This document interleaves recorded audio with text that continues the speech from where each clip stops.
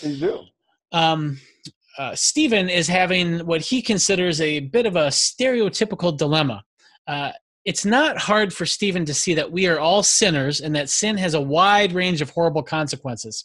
However, it's very hard for Steve to think about a simple sin like, say, a little boy steals his brother's candy, and thinking of that and thinking, boy, that deserves death. And it just seems like the idea that all sin deserves death is sort of over the top. And so is it at all helpful to look at someone and think that person who's a sinner deserves death? It just seems extreme. So what do you think? Should we think of like all sin as being deserving of death, or how do we make sense of that? Because it doesn't seem like it fits right in our worldly experiences, our own sense of justice. It's just like there's a difference between, killing somebody's family and stealing a piece of candy. You don't think a kid who steals a piece of candy should not be put to death? Are you kidding? That's my own feeling. Slow execution, man. What are you talking about? Open my eyes here, because I don't, No,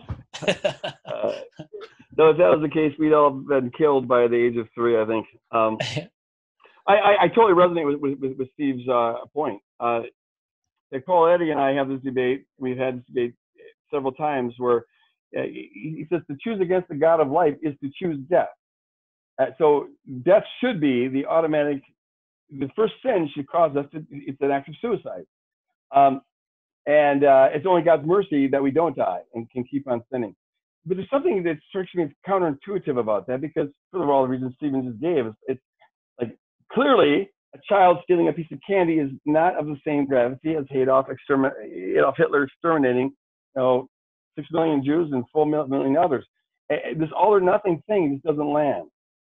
Now, having said that, I want to say that since I am a sinner and sin affects our thinking, I have to be, I think it's really good to remain humble when it comes to talking about sin. I suspect it's a far worse affair than I'm inclined to think it is, because I'm so used to it. And I think the same would hold true for you, though certainly not of Barbara, because she is a blessed saint.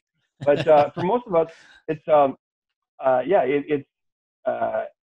so just knowing that should keep us humble.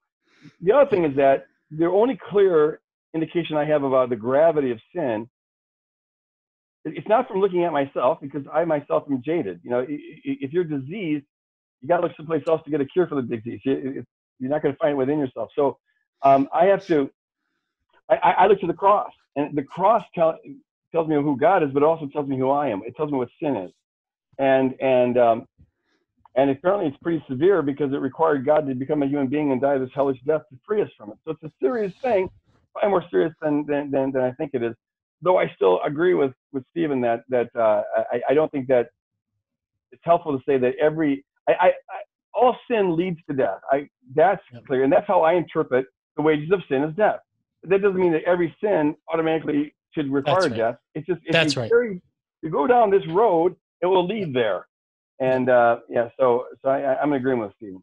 Yeah, and the way James puts it in James 1:15 is that when sin is full grown, it leads to death. Yeah. And so, and I think that makes sense. Even the example that Stephen uses of the little boys stealing each other's candy, it's like, those kids are just kind of learning what it means to own things, and they're just kind of learning how to control their desires. They want the candy, and it's right there in front of them. And in order to learn, you're going to make mistakes like that. And but the path to Hitler, exterminating 6 million Jews, it wasn't a path of reading the Bible and going to Sunday school. It was a path of making decisions for more power and so forth. There was a pathway that led to Hitler, and what we see in Hitler, which we're horrified by, is sort of what that path led to in its full fruition.